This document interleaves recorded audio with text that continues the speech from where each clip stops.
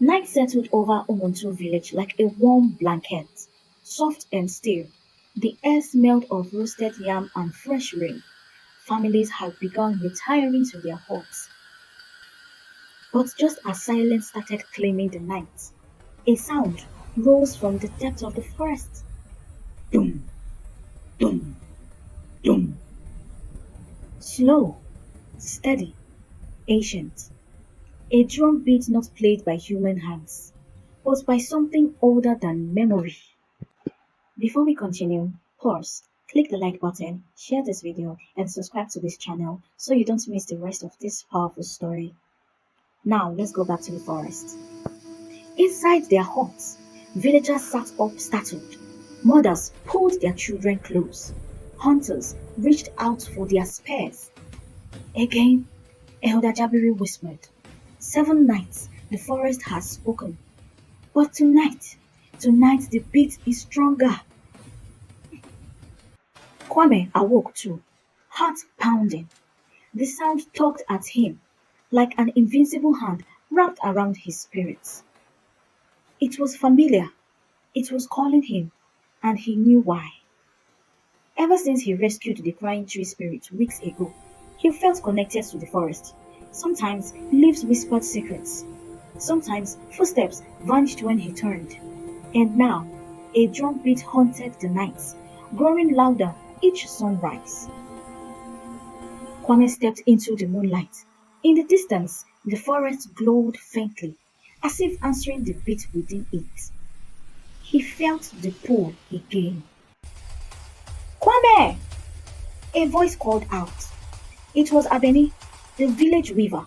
She ran towards him, rubber tied hastily around her waist. Are you going again? At this hour? I must, Kwame said quietly. The forest is calling me. Habeni's eyes widened. But no one enters at night. Even the elders fear the forest.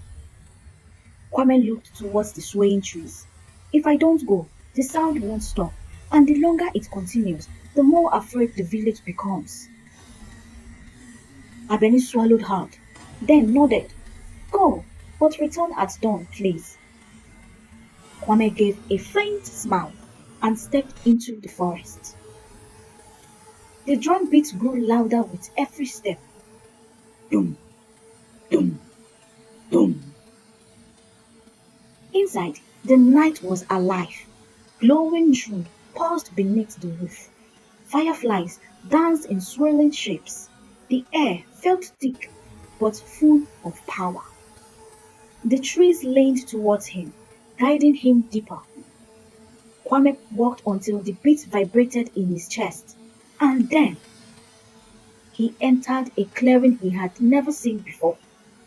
In the center sat an ancient wooden drum, carved from ebony. It glowed with faint golden light, and with every beat, the cymbals pulsed like a heartbeat. Dum, dum. Kwame froze. No one was touching it, yet it played itself. Slowly, cautiously, Kwame stepped closer. Who is playing you?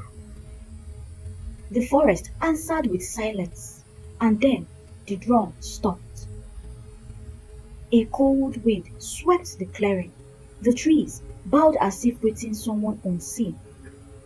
A soft voice drifted through the air, not spoken aloud, but echoing inside Kwame's mind. Child of the kindness, you have returned. Kwame's breath hitched. Who are you? The voice hummed, gently and ancient. I am the spirit keeper of the drum of echoes, a sacred instrument that reveals the truth of a person's heart. I beat only for those worthy to hear me. Kwame stepped closer. But why me? Because kindness lives in you, the spirit replied. The kindness is the only key to awaken my power. Suddenly, the drum lifted, slowly spinning in the air. The cymbals flared brighter. Touch the drum, Kwame. If your heart remains pure, it will sing for you. Kwame hesitated. The whole forest held its breath. Then, slowly, he placed both hands on the glowing drum. Light exploded around him. Images flashed. Children he had helped, animals he saved, elders he saved, the crying spirits he rescued. Then, darkness, his fears, his doubts, his mistakes, moments of anger, jealousy, and weakness. Kwame fell to his knees. I am not perfect, he whispered. I try to do good, but sometimes I fail. The drum stopped. Silence. Then the spirit spoke again. Kindness is not perfection. It is the courage to choose goodness again and again. And you, Kwame, you chose well. A final burst of light shot from the drum, and the drum fused itself into Kwame's palm, forming a glowing spiral mark. Kwame gasped. What have you done? I have given you the gift of the singing drum, the spirit said. With a touch of your palm, you can summon sounds that heal, calm, or reveal truth. Use it wisely. The clearing dimmed, the voice faded, and Kwame stood alone, but changed forever. By dawn, the forest was quiet again. No drumbeat, no fear, only peace. The villagers whispered, the spirits have rested. But Kwame knew the truth. The beat had not stopped. It had moved into him. A new journey had just begun. Now, true power does not come from strength or weapons, but from a heart guided by kindness. For kindness awakens gifts that even spirits honor.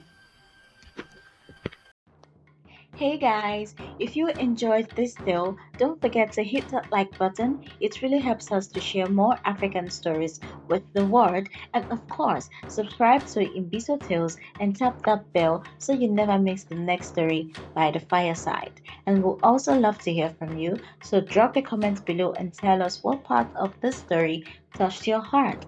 See you in the next episode right here where the fire never dies out. Peace.